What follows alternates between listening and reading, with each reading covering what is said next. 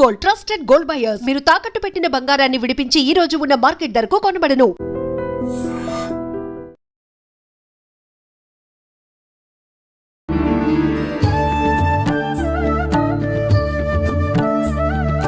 నమస్కారం, welcome to I dream. నేను మీ విజిత.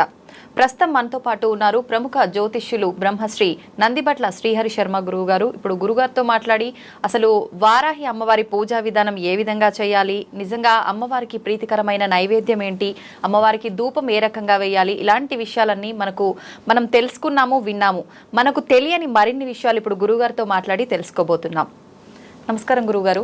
వాగర్థావివ సంపృక్తౌ వాగర్థ ప్రతిపత్తయే జగతః పితరౌ వందే పార్వతీ పరమేశ్వరౌ. సదాశివ సమారంభాం శంకరాచార్య మధ్యమాం అస్మదాచార్య పర్యంతం వందే గురు పరంపరాం. ఆదిత్యాయ చ సోమాయ మంగళాయ బుధాయ చ గురు శుక్ర శనిభ్యశ్చ రాహవే కేతవే నమః. శృంగేరి పీఠాధిపతులు, కంచి పీఠాధిపతులకి నమస్కారములు తెలియజేసుకుంటూ కార్యక్రమాన్ని ప్రారంభిద్దాం. గురుగారు, 3వ రోజు అమ్మవారి అవతారం ఏంటి? అమ్మవారి అవతారాన్ని మనం ఏ రూపంలో కొలిస్తే కరుణిస్తారు గురుగారు? 3వ రోజు అమ్మవారిని స్వప్నవారాహి రూపంలో కొలుస్తాం. ఇక్కడ మీకు స్వప్నవారాహి గురించి చెప్పాలమ్మా. భూత భవిష్యత్ వర్తమాన కాలాల్ని తెలియచేసే దేవతలలో ఈ స్వప్నవారాహి కూడా ఒకటి. కాబట్టి బాగా గట్టిగా ఉపాసన చేస్తే, ఇప్పుడు మనం కొంతమంది జ్యోతిషుల దగ్గరికి వెళతాం, మేము ప్రశ్న అడగండి, మేము తర్వాత 2 రోజుల తర్వాత రండి అని చెప్తారు. అంటే ఏంటి? స్వప్నంలో అమ్మవారికి ప్రశ్న వేస్తారు. ఆ అమ్మవారు ఉపాసనా పరులు కాబట్టి స్వప్నంలో అమ్మవారు ఆ యొక్క ప్రశ్నకి సమాధానం చెబుతుంది.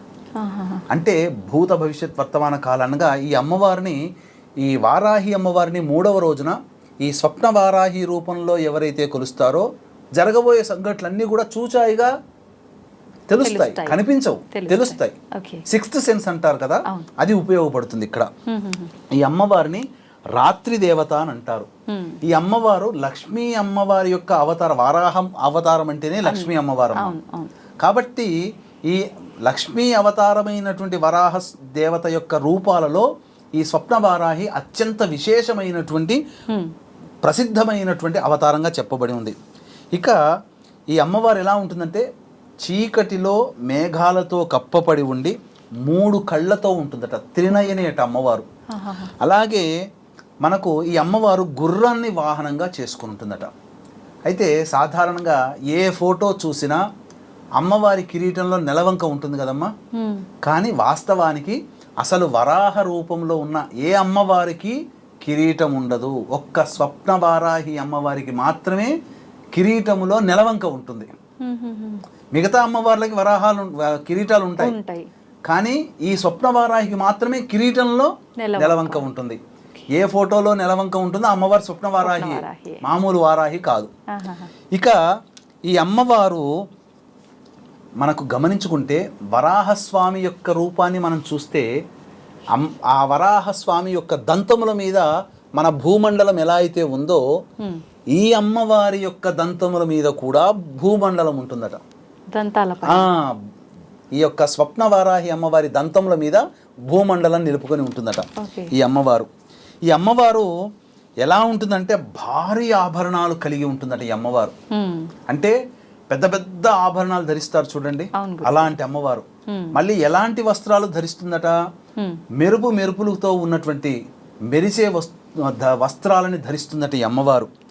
ఇక ఈ అమ్మవారి యొక్క 4 చేతులలో, ఒక చేతిలో పాము, ఇంకొక చేతిలో మేక, ఇంకొక చేతిలో కత్తి, ఇంకొక చేతిలో డాలు కలిగి ఉంటుందట ఈ అమ్మవారు.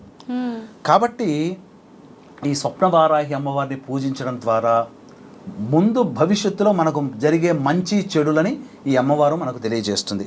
ఈ యొక్క అమ్మవారికి బెల్లం పాయసం, కొబ్బరి అన్నాన్ని నైవేద్యంగా పెట్టాలి.